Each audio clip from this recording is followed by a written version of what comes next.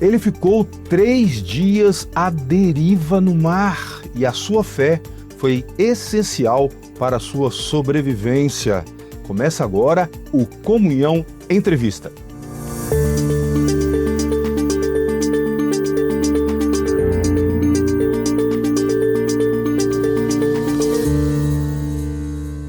O empresário que ficou 3 dias no mar à deriva já tinha praticamente perdido as esperanças, chegou a gravar uma mensagem para a família.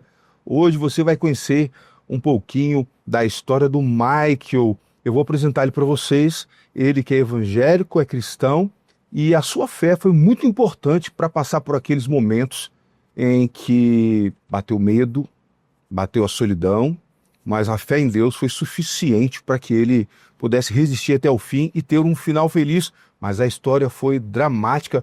Eu recebo aqui comigo o Michael Araújo dos Santos. Michael, seja bem-vindo ao Comunhão Entrevista. Obrigado. Michael, primeiro eu queria saber com você um pouquinho da sua história, até como profissional, né? Para que as pessoas que estão nos assistindo também possam, em primeiro lugar, saber um pouquinho quem é o Michael, antes da gente entrar naquela história propriamente dita, né, que você ficou à deriva aí no mar. Sim, legal. Eu gostaria de agradecer o convite, foi uma honra muito grande estar aqui nesse programa. Acompanho como cristão, acho que tem uma missão muito grande de propagar e fortalecer a nossa fé. Eu tenho 41 anos, sou empresário, criador da turma Marca Kids. Eu nasci aqui em Vila Velha, Espírito Santo, mas fui morar no Rio de Janeiro bem novinho, tinha em torno de 1 ano e pouco de idade. Meus pais se mudaram pra lá e a gente foi pra lá bem novinho. Então o sotaque acabou ficando, a gente fala, ele é capixaba, mas ele fala assim, mas eu morei lá de 1 até os 20 e poucos anos, então o sotaque ficou. E aí meus pais voltaram pra cá, e aqui meus pais trabalhavam com festas infantis, eles tinham uma empresa de decorações de festas infantis. E eu fiz faculdade aqui, eu fiz comunicação empresarial, eu formei, fiz marketing também. E na faculdade eu quis criar uma marca para diferenciar o negócio dos meus pais, e aí que surgiu a ideia do Marca Kids. Marca Kids. O nome ele acabou sendo inspirado num apelido meu de infância, me chamavam de Maicaco na escola. Hoje seria bullying.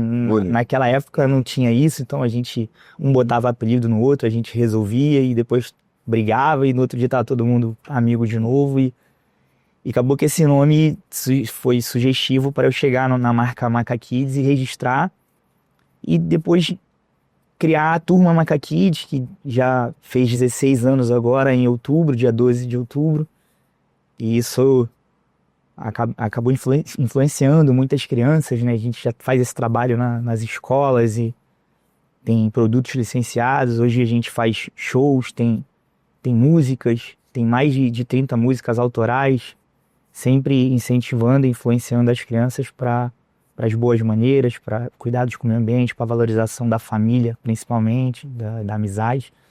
Eu vi também que a marca se expandiu, né? Tem bichinho, tem brinquedos, não é isso? Tem até alimento, né? Tem. Legal. Colés, tem uma água mineral licenciada dos personagens, temos bonecos de pelúcia. Lançamos agora recente um livro inspirado em brincadeiras de antigamente, brincadeiras que forcem tirar as crianças um pouco das telas. Sim, muito importante. A gente resgatou essas brincadeiras e transformamos esse livro num conteúdo pro nosso canal no YouTube também, onde as crianças podem assistir essas brincadeiras e depois brincarem em casa, ou no quintal, ou na quadra, as brincadeiras que a gente tem estimulado eles a brincarem. Certo. Agora, como é que foi que começou essa sua paixão por mergulho? Nós já vamos daqui a pouquinho chegar na parte mais dramática da nossa entrevista, mas como é que surgiu essa sua paixão por mergulho?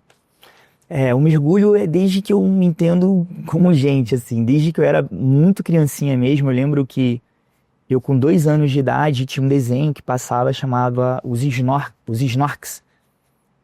Passava na Manchete, passava na Globo também. E esse desenho eram os bichinhos que moravam no mar, eles tinham um snorkel acoplado na cabeça, acho que era o All-Star, que era o principal, e tinha um polvo que era como se fosse o cachorrinho de estimação deles, e tudo que tinha de fundo do mar eu ficava alucinado por causa daquele desenho. E aí, dali a paixão nunca acabou, pelo contrário, foi só aumentando. Eu comecei a mergulhar bem novinho, tipo, com 7 anos eu já fazia mergulho com máscara, assim, nos lugares, tipo, em praia mesmo, meu tio sempre do lado ali olhando. E com 11, 12 anos eu já fazia já a caça submarina, eu já praticava mergulho como hobby, né, de pescaria mesmo. E acabou que posteriormente isso virou uma profissão. Eu me formei no mergulho profissional. Em 2009, eu tive a ideia de criar o Macaquids em 2004 para 2005, mas eu não tinha dinheiro para fazer. E eu não conseguia convencer, tipo, que daria certo. Até na própria faculdade, os professores falavam, pô, isso é coisa para Walt Disney, para Maurício de Souza, tipo, uma turma de macaco, pô, tipo, não mexe com isso não, tipo, isso é algo muito fora ainda mais pro Espírito Santo. A gente nunca teve um personagem capixaba que virasse um produto, que virasse algo, assim, de relevância. E tá no país todo? Tá, a gente já tem no nosso canal digital e fizemos até show fora. Tem um parque temático, o parque temático rodou shoppings do Brasil todo.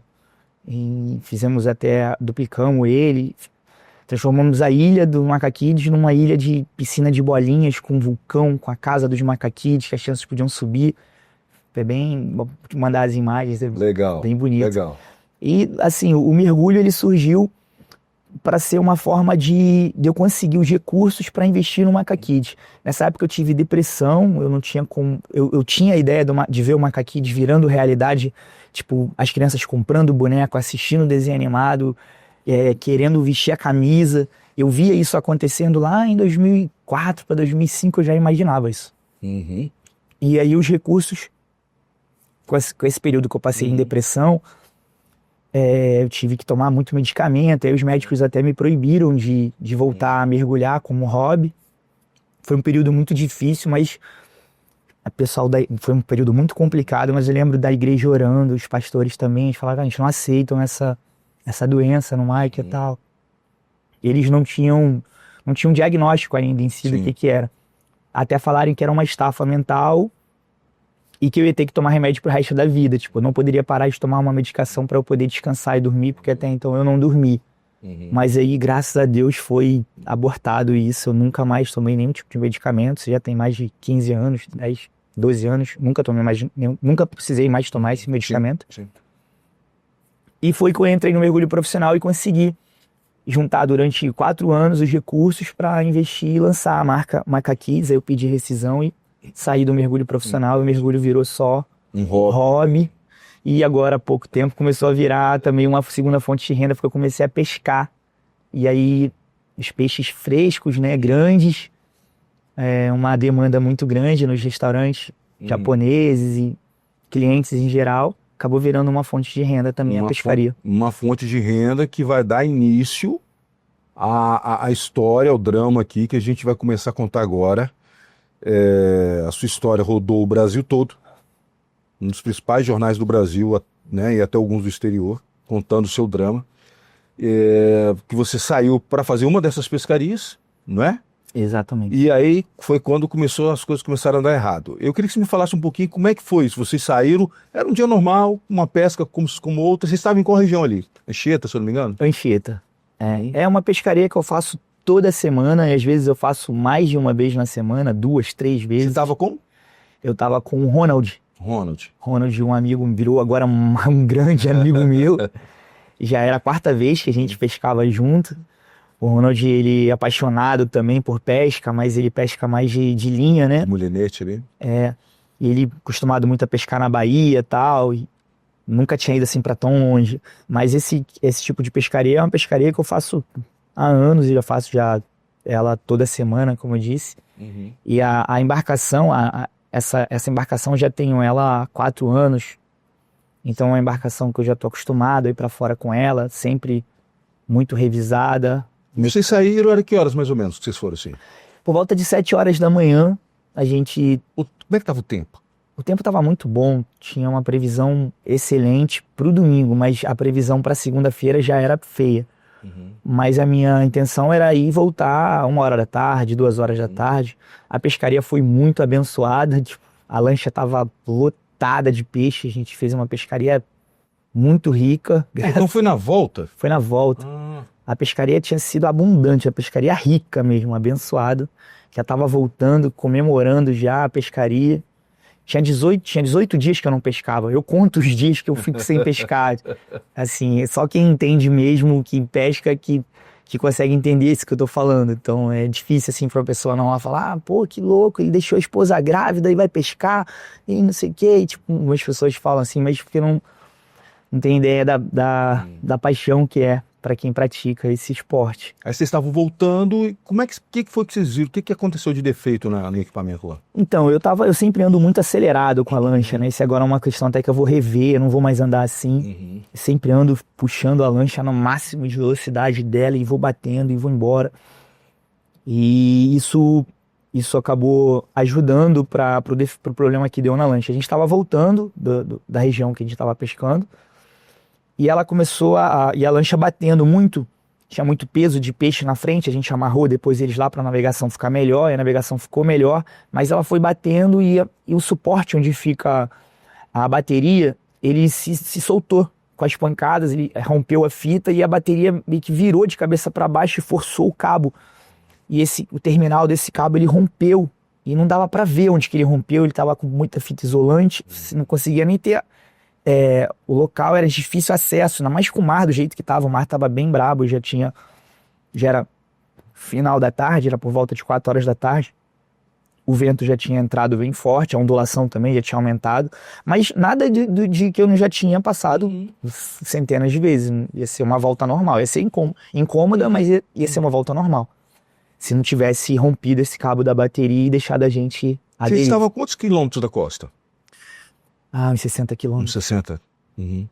Sim, mas aí você começou a ter o problema lá? Deu problema, deu a pane, a lancha parou na hora. Quando ela parou, eu já veio um frio na barriga. Eu já falei, meu Deus, tem misericórdia. Eu já sabia que tinha sido alguma coisa séria. Porque a lancha nunca fez isso.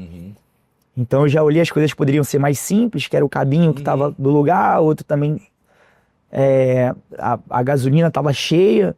O cabo que alimenta a gasolina, uma vez ele soltou, e a lancha morreu também, eu só fui lá, engatei ele, ela ligou de novo, eu fui lá, tava tudo no lugar, e aí eu vi que tinha acontecido alguma coisa mais séria, eu já peguei os 2 ferros, chamei Ronald, joga a âncora de um lado, eu joguei a âncora do outro lado, a gente jogou as 2 âncoras, que ao contrário que muitas pessoas falaram, eles não tinham âncora, não tinha corda, tinha por volta de uns 300 metros de corda, tinha corda à vontade, e as 2 âncoras, mas as condições do mar eram muito pesadas, os ventos eram muito fortes, a ondulação também forçava muito, a correnteza muito forte. Então os ferros eles não grampeavam, eles seguravam um pouco, mas soltavam e a lancha ia arrastando. Então a minha ideia primeiro foi acionar o rádio, eu peguei o rádio, liguei, consegui chamar socorro, socorro, a embarcação deu defeito, e tinha 4 barcos na nossa volta, talvez eles tenham ouvido, ou não sei se ouviram ou não, mas o rádio logo em seguida foi parando de funcionar, ele ligava, desligava, acho que devido à bateria, a energia não estava passando para ele, e ele ficava ligando e desligando. A gente tentou fazer algumas ligações diretas também, cortando o fio, mas não funcionou. E começou a escurecer, aí eu deixei o Ronald o mais calmo possível, falei, não, vai dar tudo tranquilo aqui, minha esposa sabe onde eu tô, ela vai mandar ajuda pra gente aqui, vamos ficar aqui onde a gente tá, e ela é sargento do bombeiro, e ela sabe como proceder se acontecesse alguma coisa também, e ela já foi atrás dos 2 amigos meus, que sempre sabem onde eu tô, eu sempre aviso pra esses 2, e ela foi nos 2, e eles falaram, se ele não tiver na plataforma tal, ele vai estar nesse lugar aqui, tá nesses 2 aqui, só que um deles eu tinha falado exatamente pra onde eu ia, e foi pra lá que foram as buscas. Só que quando chegou 5h à noite, na primeira noite, eu peguei minha lanterna, eu piscava para esses barcos também, para ver se eles me ajudariam. Eles viram a lanterna piscando, viram a gente, e aí eles até relataram depois que um deixou para o outro, e nenhum deles foi resgatar a gente. Agora vamos lá. Vocês tinham levado alimento suficiente? Não. Me fala um pouco essa questão de água, de comida, que quando a gente está falando em situações assim, é o que eu acho que é o que mais é o maior drama, né? Sim, é um drama. Né? Você tá numa Principalmente a água. Principalmente a água, você está no meio do mar, do oceano, né? Não dá para tomar água salgada. Fala um pouquinho como é que estava essa questão de suprimento. Isso foi um drama e tanto que mexeu muito com o nosso psicológico isso. Porque justamente, eu sempre levo uma garrafa de 1 litro de água, 1,5 litro, levo um Gatorade, algumas coisinhas, mas é pouca coisa que eu não consumo muito. Eu só bebo um pouquinho, mergulho, fico o tempo todo mergulhando, então desgasta muito. Eu só costumo beber e comer alguma coisa quando eu vou embora. Então eu mergulhei o dia todo, eu bebi um pouquinho de água só, e no final da tarde, quando eu fui embora, eu peguei esse 1,5 litro de água que tinha, bebi, sei lá, metade e joguei uma parte no rosto, lavei o rosto com a água, fechei e deixei lá, ficou uns 500 ml de água, menos da minha garrafa. E tinha mais 2 garrafinhas de 600 ml do Ronald. O Ronald levou um pacote de biscoito recheado, um outro salgadinho, e eu levei 3 pães, um pouquinho de mussarela, e tinha 3 ovos cozidos, que acho que me sustentou muito esses ovos. Era tudo que a gente tinha na lancha. E peixe cru. E peixe. E começaram a racionar, acredito eu, racionar. A gente não bebia água de forma alguma. A gente passou a primeira noite toda, tipo, sem encostar na água. O dia inteiro sem beber água. A gente só foi beber água, tipo, no final, tipo, do outro dia. Que aí que a gente começou a fazer o xixi tava preto. Aí a gente assustou muito a gente isso. E a gente foi começando a racionar um pouco a água, tipo, mas nada de beber água não, era 1 golinho, 2 golinhos e começamos a comer o peixe cru, porque o peixe cru ele já tem água, então ele saciava um pouco. A gente molhava o peixe na água salgada e mastigava sem respirar, tipo, prendendo para não sentir o gosto assim, senão forte, vomitava. Né? E o peixe foi dando uma sustentada pra gente. Essa primeira noite, ela foi muito angustiante, porque quando deu 5 horas da manhã, que o dia clareou, que eu vi o tamanho das ondas e a rádio... Essa era outra coisa que eu ia te perguntar, sobre a questão das ondas e tal, né? Não, era um mar, tipo, eu já peguei um mar muito feio uma vez, mas foi vento sul, então eu já imaginava que ia ser um mar ruim. E eu tava numa embarcação de madeira, e eu ficava já 15 dias no mar, quando eu trabalhava nesse barco. Agora, de lancha, eu nunca tinha visto nada parecido, eu ao vivo, assim. A rádio, quando ligou a rádio de manhã, a rádio funcionava às vezes. Eu não conseguia falar, mas eu conseguia ouvir. E a rádio falava, chamada geral, chamada geral. Ventos de 60 a 70 quilômetros por hora. Chamada geral, chamada geral. Tipo, exatamente na posição que a gente estava dando os ventos de 60 a 70 quilômetros por hora. Eu tenho uma imagem, eu vou te mandar, de como estava a praia em frente onde a gente estava. Os meus amigos me mandaram essa imagem, quando rodou essas imagens das condições do mar e do vento, os meus amigos que mergulham e tal, eles começaram a chorar, porque, tipo, fala, cara, a probabilidade de achar ele nesse mar é muito difícil. Tipo, é só um milagre mesmo. Vocês viam as ondas gigantescas? As ondas, tipo, eram ondas de 5, 6 metros, elas tomavam a lancha todinha. E algumas quebravam, só que, ao contrário do que muitas pessoas falaram, porque é uma lanchinha muito pequena, tal. É uma lancha pequena, ela não é apropriada para estar onde eu tô, realmente na lei não permite. Mas é uma lancha extremamente segura. Então, que ela segurou todas essas ondas, todo esse vento. Em nenhum momento ela ameaçou a virar. Ela ficou o tempo todo muito... É uma lancha muito estável, uma lancha que eu tenho maior... Assim, defendo mesmo, eu vou pra fora, tô acostumado a mergulhar em lugares longe com ela, mas realmente não é apropriado pelas leis da capitania. Mas e de madrugada, assim, chegou a dar tempo ruim também assim? Chegou a chover, onda alta? Chuva não, mas era ondas gigantes. Imaginando na noite, né, tudo escuro, né, aquelas ondas. Você só vê só a onda, tipo... estoura na lateral da lancha, molha a gente com muito frio, mesmo com a roupa de mergulho eu sentia frio. O Ronald já tinha uma jaqueta da Yellowfin grossa, boa, que ficou com ele segurando, tinha umas roupas secas que ele vestiu também, por baixo da roupa aí, botava a jaqueta por cima, então segurou um pouco o frio dele também, mas as ondas, a lancha fazia assim, ó, bam, bam, dava uns pancadões, e a gente não conseguia dormir, a gente acordava no susto e tal. E um drama, uma angústia muito grande nessa primeira noite. E o dia todo da segunda-feira. O dia todo da segunda-feira, eu acredito que foi pior do que a noite ainda, porque o mar tava muito medonho. Muito. E foi quando eu olhei no GPS, eu ficava o tempo todo, eu sabia onde eu tava. Eu tinha as coordenadas, Eu uso um aplicativo da Garmin, que mesmo com o telefone sem internet, ele pega exatamente o local, a distância que eu tô, do local que eu quero ir, a velocidade que eu tô me locomovendo, tudo isso eu calculava através do GPS. Durante meia hora, de meia em meia hora, eu ligava para ver onde estava para economizar a bateria. Entendi. E isso ia me dando a direção. Quando eu vi onde eu estava, falei, vamos mudar o plano. Não, a gente não pode mais ficar aqui. Infelizmente, ninguém vai vir achar a gente aqui. Primeiro porque, com as ondas desse tamanho e com essa ventania, nenhum barco, nem lancha dos meus amigos, essas lanchas até maiores, não conseguem chegar aqui. Esquece. Eles não conseguem sair nem da boca da barra, nem para chegar aqui eles saem. Então, e como é que vocês fizeram, então, para tentar reverter essa situação? Então, como eu vi que não tinha como ser resgatado, e os barcos de pesca todos foram embora com aquele mar, não ficou nenhum barco no mar. Todos os barcos voltaram na madrugada de domingo, ninguém mais queria ficar no mar. Todo mundo voltou. Eu falei, só uma aeronave ou um rebocador ou um barco da marinha vai achar a gente. E isso não vai ser agora. Eles vão começar as buscas hoje de manhã, nas minhas contas. Até eles saberem, tipo, vão dar falta da gente hoje à noite, no domingo à noite, e pela manhã que eles vão começar as buscas. Então, aqui não vai ser mais o local onde eles vão buscar, que eu já tinha andado 7 milhas do local onde eu estava, devido à correnteza e às ondas. Aí eu falei, vamos recolher os ferros, e aqui pelo mapa, pela direção que a gente andou até agora, a gente vai continuar nessa mesma direção, se o vento não mudar, e o vento não ia mudar, estava na previsão mesmo, a gente vai sair lá no Porto do Açu. O Porto do Açu fica lá no Rio de Janeiro. E lá tem uma quantidade muito grande de rebocadores, de navios, de barcos, então a chance da gente ser visto e resgatado lá era maior, foi o que eu pensei.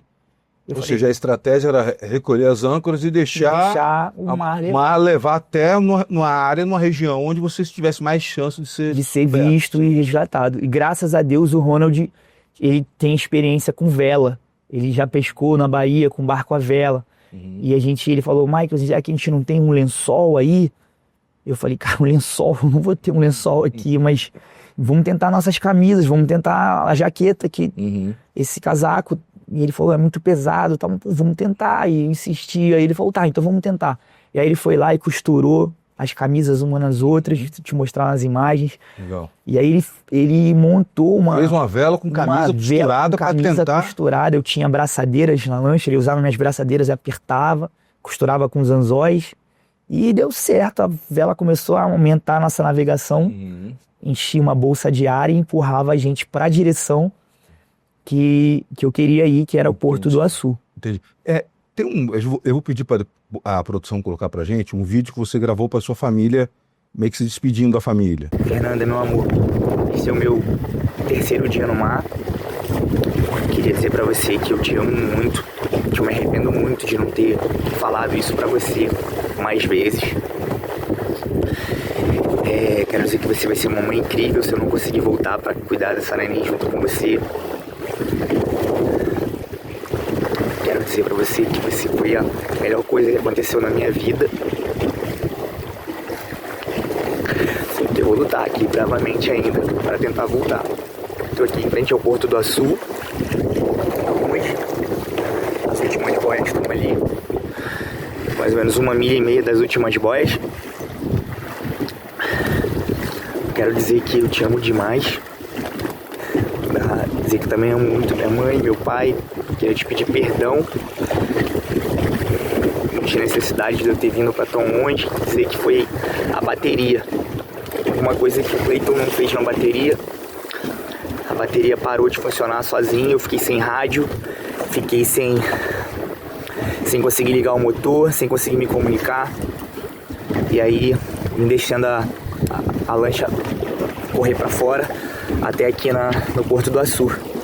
Lá de Anchieta até o Porto do Açu. E aí aqui ancoramos, porque aqui passa mais barco, mas já passaram vários de longe, nenhum socorre a gente. Eu tô a mais ou menos 10 milhas de terra. Talvez eu tente voltar nadando. Vou pensar mais um pouco, tá? Te amo muito, me perdoa, me perdoa, me perdoa, me perdoa. Te amo muito, bombozinha, Maia. Te amo muito. Deu pra ver nas imagens aí, assim, que realmente foi um vídeo de despedida. Foi. Que momento você gravou esse vídeo? Você falou assim, não, eu acho que talvez a gente não consiga. E o seu colega chegou a gravar algo parecido também? Ele gravou um vídeo para os filhos e para a esposa depois. Eu não queria que ele visse aquele vídeo, sabe? Eu fui para um canto da lancha, ele tava dormindo assim, tentando descansar um pouco na parte da frente da lancha. Eu fui para trás e fiz o vídeo, eu não queria que ele visse, eu não queria desanimar ele. Porque até então, tipo, ele tava ainda, tipo, muito animado, mesmo sendo o terceiro dia, desanimava e animava um pouco, mas ficava às vezes tentando animar o outro. Mas ele ainda tava na perspectiva de, pô, tem que trabalhar amanhã, como é que eu vou montar um móvel? Eu falava, meu Deus, como é que eu falo pra ele que a probabilidade da gente morrer é imensa aqui. E tipo, eu gravei esse vídeo, era um momento assim, já tinham passado 4 rebocadores. Passou um primeiro rebocador pra gente, bem pertinho e não viu. Já é o terceiro dia, então? Esse terceiro dia. Já tinha passado o primeiro rebocador pra gente, não viu. Ele tava carregando uma balsa, não viu. Aliás, ele viu, mas tipo, continuou no trabalho dele. E tinha passado depois mais 3 rebocadores. Um sozinho, bem próximo. A gente fazia muito sinal pra ele, ele não viu. Ou ele via, só que ele tipo, meio que desviava e ia embora. Aí depois passaram 2 ao mesmo tempo, entre a gente. A gente no meio, os 2 rebocadores passaram se cruzando simultaneamente, assim. A gente ficava um gritando para um outro, gritando pro outro, fazendo assim. E eles não pararam, não fizeram nada. Dava pra ver os caras dentro da cabine, tipo, cara, como assim? E eles achavam que a gente tava pescando, que a gente tava fazendo sinal pra eles verem a gente. Mas verem a gente não pra resgatar, verem a gente pra não atrapalhar a nossa pescaria, não cortar a nossa linha, não fazer alguma atividade que lá é um lugar onde muita gente pesca. Geralmente os pescadores fazem sinal pro rebocador se afastar. Então a ideia foi ao contrário. Então eu já estava desanimado por ter visto esses rebocadores não verem a gente. E era a minha última estratégia, era soltar os ferros lá do Porto do Açu e deixar o mar levar a gente para o Cabo de São Tomé. O Cabo de São Tomé seria o lugar mais próximo do continente que a gente ia passar. A gente ia chegar lá por volta de 2 horas da manhã do 4º dia, e eu teria entre 8 a 10 quilômetros de distância para nadar. Então minha esperança era conseguir nadar isso. Então eu tava muito fraco, mas quando eu comecei a comer o peixe cru, eu fiquei revigorado, assim, eu senti, eu falei, cara, como eu melhorei, tipo, eu tava todo mole. E aí depois eu vi que eu tava muito bem. E aí, tipo, eu falei, cara, é a hora de eu arriscar isso. E um momento muito desesperador foi quando o avião da FAB passou em cima da gente. O avião da Força Aérea Brasileira, ele passou pra gente, ele tava fazendo as manobras, e ele foi, de repente, tava bem longe da gente, de repente ele botou na nossa linha e foi retinho, muito, muito perto. Eu conseguia ver os detalhes da fuselagem dele, de tão perto que ele tava. E a gente já comecei a chorar, já abracei o Ronald, virou a gente. E aí ele passou pertinho e foi embora reto. E eu falei, cara, não voltou. Aí depois ele voltou e começou a fazer a busca em outro lugar. Eu falei, cara, não viu a gente. Aí eu e ele, a gente, nossa, desanimamos demais. A gente ficou muito mal mesmo, assim, depois daquilo. E foi a hora que eu falei, vou gravar um vídeo pra me despedir, sem ele ver. Porque daqui a 4 horas ou 5 horas ia dar o tempo de eu pular e me arriscar a nadando. E aí eu ia ter outra chance de gravar um vídeo, de dizer o que aconteceu. Foi essa hora. E nesse momento de nadar, tudo podia acontecer. Tudo podia acontecer. Aí foi a hora que eu peguei o celular e fiz um vídeo, tipo, muito triste mesmo, assim. Eu já tinha chorado muito, muito antes. Eu deitava no chão da lancha, eu chorava, mas eu não chorava, assim, pelo fato... A sua mulher estava grávida de quantos meses? De 30 semanas. 30 semanas. Então era mais pelo fato não de eu estar ali, porque ali eu já tinha aceitado o que estava acontecendo. Tipo, o primeiro dia pro segundo dia não, eu estava muito angustiado, mas depois eu já estava em paz, eu já tinha orado muito, eu já tinha conversado muito com Deus, se fosse da vontade dele, mas eu só pedia para ele confortar o coração dela, confortar o coração da minha família. Isso é o que me fazia chorar e que fazia sofrer mais, era isso, era pensar neles aqui. Entendi. Agora vamos falar um pouquinho, antes do resgate, vamos falar um pouquinho sobre, você começou a falar da parte de Deus. Eu acredito, né, que tenha sido fundamental nesses momentos difíceis. Você é evangélico, a gente conversava agora há pouco, você falando um pouquinho dessa sua experiência com Deus. O Ronald também, muito. Também. Você conheceu Jesus, você tinha quantos anos, você lembra? Ah, fui novinho. E eu fui criado na escola dominical. Foi criado na escola dominical, Sim, né? sim. Você faz, são seus tios que são pastores? Meus tios são pastores da igreja Casa, aqui na Ilha de Santa Maria, pertinho aqui. Ah, então você já tinha essa formação evangélica. Já. E como é que foi a importância de Deus? Vocês oravam lá na hora? Oravam. Ele orava, eu orava. Às vezes eu ouvia ele orando, ele me ouvia orando também. A gente não orava junto, mas tipo, a gente orava cada um num canto, assim, e tal. Um momento muito particular nosso, assim, ele pedia a Deus. A gente falava, conversava assim, pô, só Deus tenha misericórdia da gente, tipo, a gente vai conseguir sair. Só que realmente chegou um momento que a gente sabia que a chance ia ser muito pequena. O lugar que a gente poderia ser resgatado, tudo passou pela gente. Os rebocadores, o avião da FAB, eu vi o barco da Marinha, eu vi a fragata da Marinha passando. As ondas eram muito grandes, dificultava muito para ver a gente. A gente sabia que ia ser muito difícil. E quando passasse do Cabo de São Tomé, aí é praticamente impossível ser resgatado. E a gente estava bem próximo de chegar lá. Entendi. E aí foi... Era como uma contagem regressiva. Uma contagem regressiva. E aí era um momento que ele também já tinha... Ele não tinha aceitado, mas depois eu vi que ele já estava, tipo, se não for da vontade de Deus, que conforte minha família, que eles fiquem bem. A gente tinha aceitado já, acho que tanto eu quanto ele, que... Numa situação como essa, vocês fazem essa reflexão com Deus? Nossa. Sobre como é que foi a vida até aqui, até esse momento? É uma guerra psicológica, uma coisa consigo mesmo que não dá para explicar, sabe? A gente que tem a convicção e a certeza que existe algo após a morte, passa muita coisa pela cabeça, sabe? Pra pessoa que não acredita, acho que tanto faz. Agora pra gente que tem convicção que ele ressuscitou, que tipo, ele venceu a morte, que tem um lugar pra gente na eternidade, isso aqui é só carne, isso aqui vai apodrecer. Como a Bíblia diz, somos como forasteiros, sim, né? Estamos de passagem, né?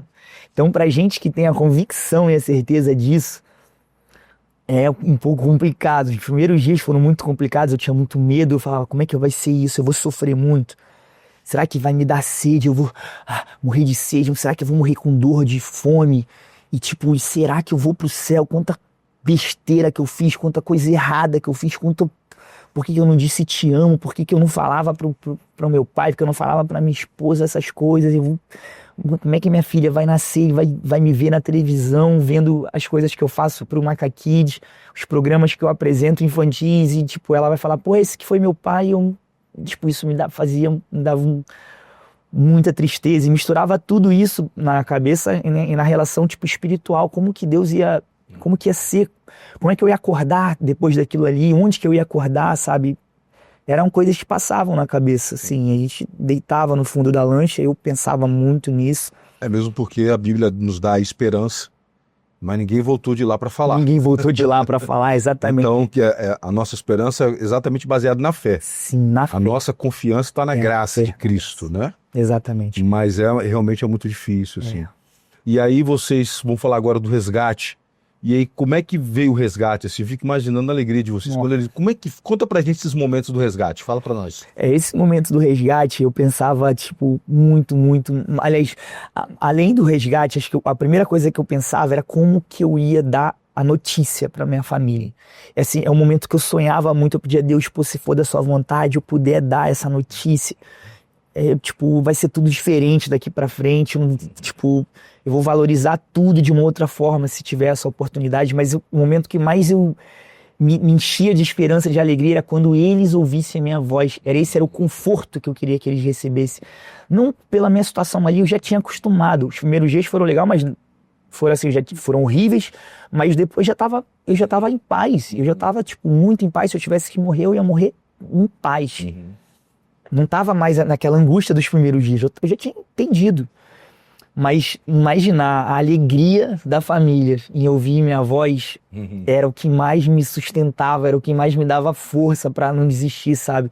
E até mesmo no momento que eu fiz o cálculo e que eu vi que eu ia passar entre 8 quilômetros, talvez até menos, do lugar que eu fui resgatado, e depois eu fui fazer essas contas, talvez eu passaria até menos de 8 quilômetros. Daria até mais fácil de chegar até a praia para pedir ajuda. Então, quando veio essa esperança aí que reacendeu mesmo, falei, eu não vou desistir, não, agora eu não aceito essa morte, não, eu vou dar essa vitória pra minha família, eles não vão sofrer. E aí foi a hora que passou o rebocador, quando a gente já estava decidido tinha um restinho de água, se não me engano, devia ter, sei lá, menos de 300 ml de água. E a gente combinou de eu beber essa água. Ele falou, cara, eu vou segurar essa água, você bebe ela toda pra você conseguir chegar até a praia. Porque se você não chegar até a praia, acabou. Aqui, essa água não vai servir de nada pra mim aqui. Então, a gente tinha decidido isso. E logo depois disso, começou a aparecer um rebocador. E esse rebocador, ele vinha do Porto do Açu para a Bacia de Campos. E a gente vinha do Porto do Açu, só que das boias, pro lado de fora do porto, pro campo de São Tomé, pro banco de São Tomé. Ou seja, a gente cruzou o caminho. O rebocador não foi atrás da gente, ele estava indo trabalhar na Bacia de Campos. Foi um milagre ele cruzar, a gente se cruzar na mesma hora, no mesmo local, tipo... Você acredita que Deus conduziu as coisas ali? Nenhuma dúvida, não. Que ele colocou aquele rebocador ali e a gente mudou a estratégia. Quando aquele rebocador estava pequenininho, ele começou a ficar grande, foi ficando maior o tamanho, falei, cara, ele tá vindo, mas não vamos tirar o foco, porque pra gente poder passar bem perto dele, a gente tinha que mudar um pouquinho a vela. E quando muda um pouquinho a vela, a gente sai da direção onde eu ia passar para tentar nadar. Então a gente ficava naquela dúvida. Se a gente sai e a gente não consegue botar de novo, aí ferrou, não consigo nem voltar nadando se esse rebocador fizer igual os outros fizeram. Então esse rebocador veio, e ele foi chegando, a gente foi se cruzando, eu falei, não vamos gritar, não vamos fazer estardalhaço, porque ele pode achar que a gente tá querendo que ele saia de perto mesmo. Não, vamos ficar quietinho, a gente ficou quietinho. E aí foi chegando, e quando ele ia começar a desviar da gente, porque a gente ia se tocar, de tão certo que estavam os nossos caminhos. E aí ele começou a desviar, foi a hora que a gente saiu pra gritar, mas eu não gritei com a boia, eu peguei uma garrafa de água, e com a garrafa de água eu gritava, água, água, água, socorro, água. E aí tinha um cara lá na frente, o cara deu tchau pra gente assim, eu não, água, água. E o Ronald gritando também, água. E aí o cara tipo estranhou, porque a gente fala perto, mas você vai ver nas imagens, não é tão perto, mas tipo, dava pra entender que tinha alguma coisa errada acontecendo. E aí ele pegou o binóculo, Rodrigo, o nome dele. Conheci, ele deu um abraço nele quando eu cheguei, e aí ele, no binóculo ele viu que tinha alguma coisa de errado acontecendo, e aí ele fez sinal para esperar. E aí ele entrou, e aí foi uma angústia, porque o rebocador não parou, o rebocador continuou indo embora. E eu falei, será que ele vai voltar? Porque na minha cabeça, esses caras tipo, tem tanta coisa, vão achar que a gente tá só um dia no mar, que outro que vai deixar para um outro, que é tanto trabalho para eles. Eles têm que parar todo o serviço, acaba todo o trabalho deles, para poder resgatar a gente. Não é assim, vamos resgatar, não, para toda a estrutura deles. E aí eles saiu uma fumaça preta. Quando sai aquela fumaça preta, eu já sabia que eles estavam dando máquina para manobrar, para resgatar a gente. Aí foi, você vai ver no vídeo, a gente chora e tipo, eu vou ver minha filha nascer, vou ver minha filha crescer, vou ver minha filha crescer. E a gente fica muito feliz, e ele meia hora para resgatar a gente. Foi um momento que o mar tava muito brabo, a onda jogava a gente para cima, era perigoso, eu cortei a mão. E aí eles jogaram a corda, a gente não conseguia se segurar pela corda, eles desceram a escada. Aí eu falei, corta a corda, não quero a lancha não, pode deixar a lancha pro fundo. Eu não quero mais saber de mergulhar, pode deixar a lancha embora. Aí eles, não, vem. Eu queria pular na água e segurar na escada, eles não deixaram. Porque eu não tava nem aí mais pra lancha. Mas aí quando eu subi, que eu botei os pés no convés, o Ronald Love já veio em seguida, eu baixei, sentei assim em alguma estrutura e eu chorava. E aí que eles foram entender que, tipo, tinha alguma coisa de muito grave ali acontecendo. Até então, mais um barco de pesca aqui, os caras estão pescando ali, saíram, quebrou o motor. Não, eu falei, cara, tô 4 dias, vai fazer 4 dias que eu tô aqui no mar, sem água. Minha família tá desesperada, eu chorando assim. Aí eles, calma, passou. Eu falei, não, preciso de um telefone, me dá um telefone. Eles, não, vai tomar um banho, vai comer, tipo, vai beber água. Eu falei, não, eu quero um telefone, pelo amor de Deus, me dá um telefone. E aí eles me deram um telefone e aí E como é que foi que você ligou? Você ligou primeiro pra quem? Pra quem que você ligou? Eu só sabia o número do meu pai de cabeça, e a minha bateria já tinha acabado. Entendi. E aí eu só sabia o número do meu pai e do meu irmão. Aí eu liguei pro meu pai primeiro. Meu pai não costuma atender telefone, mais de fora, mas ele atendeu, graças a Deus. E ele tava na rua, e minha mãe tava em outro lugar com outras pessoas orando e tal. Aquela angústia infinita, né? E aí meu pai, eu lembro que eu só gritar, meu pai atendeu, eu falei, pai, eu tô vivo, eles me acharam em Campos, o rebocador me achou. E eu nunca vi meu pai chorando, meu pai soluçava de tanto chorar, sabe? Ele, a sua mãe já contou pra ela? Eu falei, eu não sei o número dela, liga pra ela, liga pra Fernanda, fala que eu tô vivo. Eu gritava, só sabia gritar isso, e aí a ligação caiu. E aí foi a hora que eu consegui, de fato, descansar e beber água, eu tava com muita sede. Foi a melhor hora da sua vida. Foi. Fome eu não tava, não. Eles vieram com um pratão de comida. Eu falei, eu tinha comido muito peixe pra poder nadar, então, mas a água eu acabei com um galão deles de água. Não vai passar perto do restaurante japonês tão cedo também. Por um bom tempo. Um bom tempo sem sushi, sashimi. Sim. Ai, meu Deus. Mas aí, agora eu quero... Passou por aquele momento, provavelmente, né? Deram alguma medicação, não sei como é que foi o procedimento ali. Soro, tal. Soro, aquela coisa toda. Mas como é que foi quando você chegou em terra? Como é que foi o contato com a sua esposa, pessoal? Como é que foi? Então, a gente tava longe, né? Tava lá em Campos, praticamente. E aí a Marinha resgatou a gente lá no Porto do Açu. O rebocador levou a gente até o porto e a Marinha já tava esperando a gente no porto. E aí tinha uma equipe médica lá atendendo a gente. Fez os primeiros exames e tal, viu que a gente estava tudo bem dentro do possível.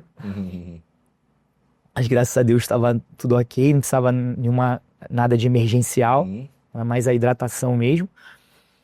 E me levaram para dar, tipo, você tem que fazer o esclarecimento tal, de todo o ocorrido, porque viram um case lá para a própria capitania, para a Marinha.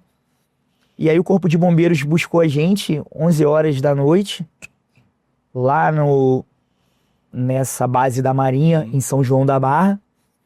Foi de helicóptero? Como é que Não, foi de carro mesmo. Carro. Eles saíram dos cachoeiros de Itapemirim, foram lá buscar a gente, levaram a gente até Vitória, pararam na estrada, pagaram mais lanche pra gente, os bombeiros trataram a gente de um carinho gigante. E aí que a gente foi tendo noção do que estava acontecendo, que até então eles falaram, vocês não fazem ideia do que está acontecendo aqui fora, parou, o Espírito Santo parou, todos os jornais só falam em vocês, a capitania, o avião da FAB, tipo, rapaz, não sei o que vocês arrumaram não, mas o pessoal gosta de vocês aqui, porque a gente nunca viu uma mobilização desse tamanho aqui no Espírito Santo, nunca vimos nada igual. Vocês paravam nos lanches, dava vontade de comer o quê? O que dá mais vontade de comer? Eu queria comer doce, queria comer uma bananada. Mariolo. Sorvete. Já peguei logo no sorvete, logo me dá esse sorvete. Vontade de tomar um sorvete que eu tava. E aí, quando vocês chegaram em Vitória, como é que foi a recepção? A gente chegou por volta de 5 horas da manhã. Tava te esperando. Tinha uma equipe já no bombeiro mesmo, esperando a gente. E aí quando eu cheguei em casa, minha esposa já estava acordada, já esperando. E aí eu lembro que eu dei um abraço muito forte nela, chorando, na minha bebezinha, na barriga enorme que tá. E aí não deu, deu 7, eu só consegui, eu tava todo esse tempo sem dormir, eu só consegui dormir 2 horas, tinha mais de 40 repórteres na casa dos meus pais, não sei como é que eles descobriram onde que eu morava também, tinha gente lá na portaria do meu prédio, e um monte de ligação, e um monte de canal de televisão me ligando, e pessoas, amigos ligando, foi uma coisa assim, que eu jamais imaginava. Estava chegando o Dia das Crianças, e todo Dia das Crianças a gente faz evento muito grande do Macaquids, o Macaquids faz aniversário 12 de outubro, então tinha shows agendados e as crianças já ficam perguntando, e quando eu fui ver, os pais já tinham contado para as crianças e as crianças estavam todas assim, angustiadas, cadê o tio do Macaquids? Cadê o tio do Macaquids? E a gente fez um show até no domingo, quanta carta eu recebi, quanta carta mesmo das crianças, e as crianças perguntando, a baleia não te engoliu, tinha tubarão, você viu os golfinhos, a imaginação delas. Lógico. Baseado muito em filme também, né? Sim, tá aí imaginando. Mas muito emocionante, sabe? Você vê as crianças... Você vê esse carinho das crianças, deve ter sido orando por você, os vídeos, mensagens, recebi milhares de mensagens. O meu Instagram foi bloqueado, mais de 14 mil seguidores, gente mandando palavras, assim, muito, muito emocionante, sabe? Agora, gratificante. Assim, nessa parte final do nosso bate-papo, dá quase um filme, né? Sim. Nessa parte final do nosso bate-papo, eu queria que você falasse para mim agora uma coisa pessoal sua, assim. Como é que você coloca essa experiência na sua vida espiritual e pessoal? Não dá para ser a mesma pessoa depois disso. Não tem como. É impossível. Não tem como. Me desculpa. Né? Não tem como. Eu acredito que para onde você for pro resto da sua vida, você vai ter esse testemunho para contar. Mas eu queria que você falasse aqui para as pessoas que estão te vendo agora, que estão te assistindo.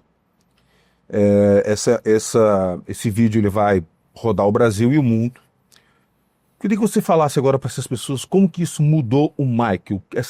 Como que Deus provou você e como que isso transformou você, o Michael, antes e o Michael depois dessa experiência?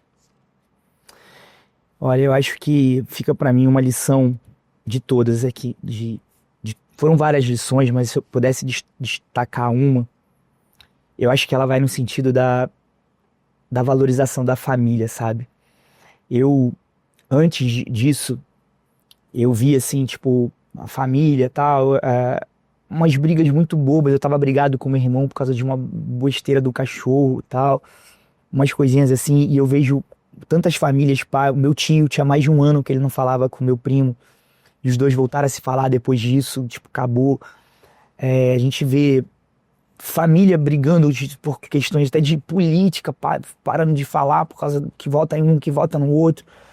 E a gente esquece que a coisa mais importante aqui, tipo, é esse carinho da família que não te abandona, que tá ali com você pro que der ou vier. Isso é o que mais me doía. Eu senti uma dor tão grande, um remorso, sabe? De saber que eu nunca mais ia poder falar com eles, que eu nunca ia poder dizer algumas coisas pra eles. E a mesma coisa pensando neles, não poderiam falar pra mim. O quanto que isso me ia dar um remorso neles. E às vezes a gente briga por coisas tão pequenas, né? Sim, eu acho que isso daí foi um start, tipo, muito grande pra mim de me relacionar e valorizar a minha família de uma forma que eu nunca fiz. Eu acho que isso daí, de tudo, é a maior lição. Eu fico imaginando, assim, a gente que tem essa certeza da fé em Cristo, Deus, pensar em situações da própria Bíblia. Eu fico imaginando, quando José foi vendido pelos irmãos jogarem ele no poço, que ele achou que ele ia morrer, que tipo, o que não passou na cabeça dele, quanta coisa ruim, tipo, nunca mais vou poder ver meu pai, tipo, tô morto. E eu ficava pensando, o sofrimento do pai dele também, o filho preferido, nunca mais ia poder ver. Então, esse laço... Jonas, que foi colocado na provação também, né? Por praticamente 3 dias também, né? Também passou por esse momento de reflexão sozinho no mar. Sozinho. E assim, o que vem pra mim é mais essa relação esse laço familiar. É uma dor tão forte, cara, tão ruim você perder um filho. Imagina um filho, mas você perde um pai, uma mãe, você vê o desespero de uma mãe ao perder um filho. É uma dor que eu acho que não sei se dá pra comparar com uma outra dor, sabe? Então é esse laço da gente experimentar isso de tão pertinho. Eu acho que a gente não precisa passar por isso para valorizar mais. Acho que a lição que fica para mim é essa. Dizer mais que ama, né? Aproveitar, Exatamente. curtir mais. Nada, nem dinheiro, nada supera a família. Exatamente. Né? Família é o que há. Olha, Michael, incrível. Eu quero, em nome da comunhão aqui, em primeiro lugar, agradecer pela sua vinda aqui. Eu tenho certeza que o seu testemunho vai servir para muitas pessoas que estão nos assistindo nesse momento. Então, Deus abençoe a sua família, os seus negócios. Parabéns por essa nova vida, né? Que você está vivendo. Deus te deu uma nova oportunidade. Nova oportunidade. Que Deus abençoe. Eu deixo para você agora, no encerramento, queria dizer algumas palavras para as pessoas que estão nos assistindo. Eu quero, antes de qualquer coisa, agradecer a Deus pela essa oportunidade que eu estou aqui, mas agradecer as famílias, principalmente as famílias aqui do Espírito Santo que me conhecem, que me deixam entrar na casa de vocês através do nosso canal no YouTube com o Maca Kids, que vocês permitem as crianças assistirem os nossos vídeos, cantarem nossas músicas, vocês que lotam os shows do Maca Kids e dão essa confiança. Eu quero agradecer muito pelas orações de vocês, dos filhos de vocês. Eu acredito que isso moveu o céu, moveu terra, moveu o ar, e trouxe esse milagre, eu e Ronald, de volta para as nossas casas, graças a vocês, as orações de vocês, que foram ouvidas lá no céu. Muito obrigado. Tá certo, Michael. Olha, e você que nos assistiu, vocês sabem o que eu vou falar, né? clica, curte, compartilha, para que outras pessoas também possam ser abençoadas por essa mensagem. E hoje eu vou fazer diferente. Quando você terminar de assistir aqui, além de você clicar, curtir, comentar e compartilhar, manda para sua família um eu te amo. Manda uma mensagem no WhatsApp, dá uma ligada para alguém que talvez você não esteja falando. Não deixa passar essa oportunidade, não. Deixa não. Não é? Eu tenho certeza que Deus está tocando seu coração aí. Diga para essa pessoa, principalmente se você está brigado com alguém, não faça isso não. Perdoe. Jesus mandou perdoar, então perdoa, diga que ama, tá certo? E até o próximo Comunhão Entrevista.